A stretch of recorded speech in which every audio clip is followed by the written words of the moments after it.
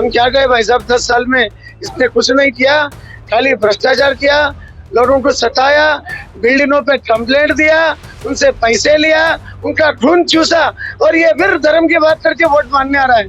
थोड़ी बहुत भी अगर गैरत है तो जितने भी मारवाड़ी समाज के तूने सताकर पैसे लिए वो एक बार लौटा दे। अरे तुम्हारे बाप की जागीर है क्या जो मारवाड़ी लोग तुम्हें पैसे दे? किस बात के पैसे दे हम तुम लोगों को? अंधेर नगरी चौपट राज बना के रखा हुआ है, जहाँ देखे रोड़ा खुदी भी है, जहाँ देखे ड्रेनेज की व्यवस्था ठीक नहीं है। इस एमएलए को कोई चिंता ही नहीं है। 75 तो क्रिमिनल केसेस है आदमी के ऊपर, जनता की क्या काम करेगा भाई? एक दो रहे तो बताऊं, समस्या का भंडार पड़ा है इधर। अरे ये सब झूठ के पुतले मैंने अपनी जिंदगी में किसी से चाराना नहीं लिए।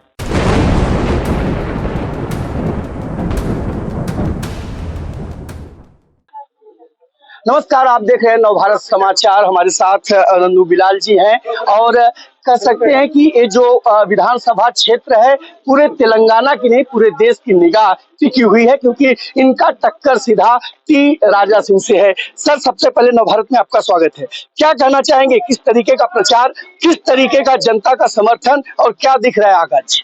आज हमारे प्रचार का दूसरा दिन है। मैक्सिमम हमने हर बस्ती कवर करी है, अपने चुड़ी बाजार, अपने एलएमजी स्कूल के बैक साइड का बेदरवाड़ी, और जनता में काफी आक्रोश है एमएलए के ऊपर। उसने पिछले 10 साल में कुछ भी काम नहीं किया। मैं समझता हूँ टक्कर नहीं है, हम बहुत भारी बहुमत से जीतने जा रहे हैं। जनता में इतनी ज्यादा एंटी इनकम्बेंसी है कि हम बता नहीं सकते। लोग वोट ही नहीं डालना चाह रहे, हम वोट डालने नहीं आते।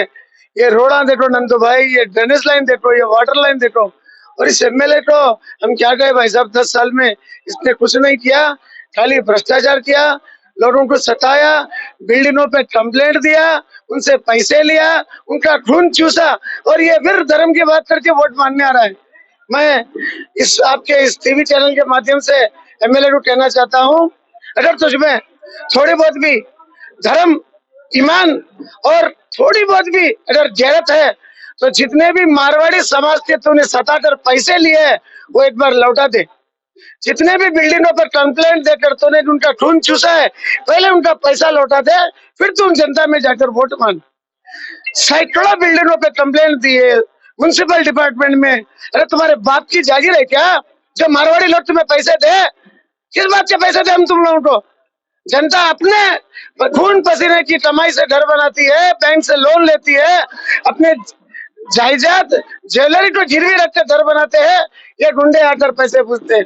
ये एमएलए के लोग कितना सताए हम बता सकते हैं। इसका असर जनता आने वाले चुनाव में बताएंगी। हम गन शॉट भारी मेजॉरिटी से जीतने जा रहे हैं। हर गली हर बस्ती में इतनी ज्यादा समस्या है, हमें खुद शर्म आ रही है कि हम ये क्या है गोशामिल। अंधेर नगरी चौपट राज बना के रखा हुआ है, जहाँ देखे रोड़ा खुदी भी है, जहाँ देखे ड्रेनेज की व्यवस्था ठीक नहीं है। इस एमएलए को कोई चिंता ही नहीं है। 75 तो क्रिमिनल केसेस है आदमी के ऊपर, जनता की क्या काम करेगा भाई? जनता कुछ समझना चाहिए। मैं गोशामेल विधानसभा क्षेत्र की जनता से अपील करता हूँ, हाथ जोड़कर अपील करता हूँ, इस बार बीआरएस पार्टी को वोट दे, हमारे सरकार के साथ चले। डबल इंजन की सरकार तेलंगाना में हमारी सरकार होगी, गोशामेल में हमारा एमएलए जीतेगा तो भारी उन्नति होगी, भारी डेवलपमेंट होगा। और एक बात, कल हमारे वर्किंग प्रेसिडेंट केटी रामाराव जी का रोड शो है। केटी रामाराव जी ने गोशामेल विधानसभा क्षेत्र को दत्तक गोद लेने का निर्णय लिया है। उससे भी इस गोशामेल को हम डेवलप बहुत बड़े लेवल पे करेंगे। राजा सिंह के बहकावे में जनता न आए, ना हिंदू ना मुस्लिम, ये सब फालतू बेकार बातें है। जनता इससे बोर हो चुकी है। वो कुछ भी कर ले, क्या भी कर ले, कितना भी क्रिमिनल बातें कर ले, जनता उसे वोट देने वाली नहीं है। हम भारी मेजॉरिटी से जीतेंगे। सबसे पहले हमारे पैसे लौटा दे भाई, तेरे हाथ जोड़ते। मारवाड़ियों का जितना भी पैसा तू लिया वो पैसा वापस दे दे, फिर चुनाव में फिर ब्याज माफ कर देते हैं मारवाड़ी समाज वाले, तुझे पूरा ब्याज छोड़ देते, असल पैसा लौटा दे। हाथ जोड़ के विनती करता हूँ, जितना तूने सताया, जितने बिल्डिंगों पे कंप्लेंट दी, जितना खून चूस कर पैसा लिया, हाथ जोड़ता हूँ एमएलए पूरे पैसे हमारे मारवाड़ी समाज के लौटा दे। आप जीरो ग्राउंड पे जब प्रचार करने के लिए निकलते हैं, लोगों से मुलाकात होती है, कौन सी ऐसी समस्या है जो जटिल समस्या है, अगर चुनकर आते हैं तो प्रथम प्राथमिकता आप उस काम को देंगे। एक दो रहे तो बताऊं, समस्या का भंडार पड़ा है इधर। ना पानी बराबर आता है, ना ड्रेनेज की व्यवस्था है, ना कच्ची मोरी का इंतजाम है, ना रोड बराबर है, ना ट्रांसफार्मर बराबर है। अंदर नगरी चौपट राज बना हुआ है भाई, भरोसा करो आप जाकर ग्राउंड रियलिटी देखिए बस्तियों में, फिर आपको पता चलेगा कुछ भी डेवलपमेंट नहीं है 10 साल में। लेकिन यहाँ पर अगर सरकार की बात करी जाए तो केसीआर सरकार यहाँ पर चल रही थी, तो आखिर विकास एक विधायक की वजह से क्यों नहीं हुआ? क्या सरकार की जवाबदारी नहीं बनती थी? क्या संसद की जवाबदारी नहीं बनती थी? क्या यहाँ के प्रतिनिधियों की जवाबदारी नहीं बनती थी कि वो सरकार से बात करे और यहाँ की जो जन समस्या है उसे निजात दिलाए? अब कितने दिन से इसमें पत्रिका लाइन में है? जी लगभग 16 साल हो चुके हैं। मैं 26 साल से राजनीति में हूँ। एमएलए इज द फर्स्ट प्रजाप्रतिनिधि अपने क्षेत्र का, उसकी मर्जी के बिना कुछ भी काम नहीं होता। सरकार के जो भी फंड्स होते हैं उससे तो हम डेवलपमेंट कर रहे हैं, नहीं तो यहाँ तो पूरा जंगल बना देता था इन्हों। इसे चिंता कुछ है ही नहीं, कौन मर रहा कौन जी रहा, कोई कंप्लेंट कभी आज तक दिया ही नहीं।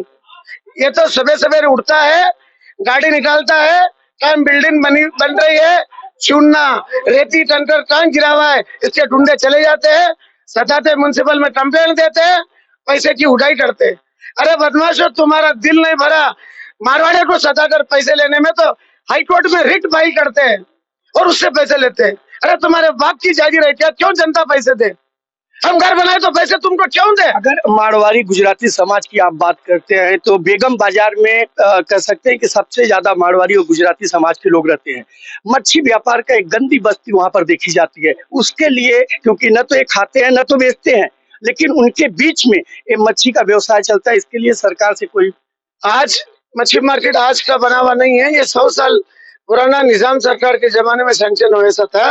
मच्छी मार्केट, सब्जी मार्केट, मटन मार्केट, मैंने तो उसका विरोध किया था 2016 में कि यहाँ पर मच्छी मार्केट मत बनाओ, पर उसमें कानूनी अड़चन ये थी कि उसमें सिर्फ मच्छी मार्केट ही बना सकते हैं, इसे प्रावधान था निजाम सरकार के पीरियड में। पर हमने उसको 10 करोड़ रुपए की लागत से मॉडर्न मार्केट बनाया। हमारे मिनिस्टर श्रीनिवास यादव जी ने काफी मेहनत कर उसको एक बहुत अच्छा मार्केट बनाया। जो भी गंदगी है उसको हम जल्द ही ये चुनाव के बाद शॉप्स का सैंक्शन कर देंगे, पूरी की पूरी गंदगी हटा देंगे। जी, आखिरी सवाल आपसे करना चाहेंगे। आज सुबह मैं दौरे पर था और टी राजा की सभा निकली थी। उनसे एक सवाल था मेरा कि समस्या बहुत है और समाधान नहीं होता है, और यहाँ आपके जो प्रतिद्वंदी हैं वो मारवाड़ी और गुजराती समाज के बीच से आते हैं, तो आप इस बार दूसरे पायदान पर देख रहे हैं। उनका कहना है कि जो हमारा प्रतिद्वंदी है वो पूरी तरह से भ्रष्टाचार में लिप्त है, गुजराती और मारवाड़ियों के पैसे लेकर हजम किया हुआ है। राजा सिंह को क्या जवाब देंगे उनके इस बयान पर? अरे ये सब झूठ के पुतले। मैंने अपनी जिंदगी में किसी से चाराना नहीं लिए, ना मैंने किसी से करप्शन का दुश्मन हूँ बोलकर मेरा ब्रांड है, ना मैंने आज तक किसी से 10 रुपए चंदा लिया, ना किसी को सताया। अपनी मट्टी अपना कीचड़ मुझ पर डालना चाह रहा तो कुछ होने वाला नहीं, जनता सब जानती है। तो जनता सब जानती है, राजा सिंह अपना कीचड़ अपना गंदगी जिसके ऊपर डालना चाहते हैं जनता भली भांति जानती है। और जिस तरीके से राजा के प्रतिद्वंदी ने जवाब दिया है, आईने की तरह पिक्चर साफ हो चुकी है। नवभारत समाचार के लिए हैदराबाद से मुरारी सिंह।